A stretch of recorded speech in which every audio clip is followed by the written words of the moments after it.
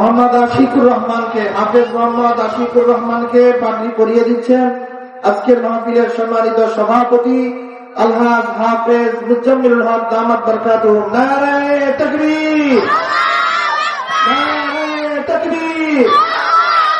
আল-জাফর ideal মাদ্রাসা, আল-জাফর ideal মাদ্রাসা, হুফাজে কোরআন, মারহাবা মারহাবা, হুফাজে কোরআন, হুফাজে কোরআন, নারায়ে তাকবীর।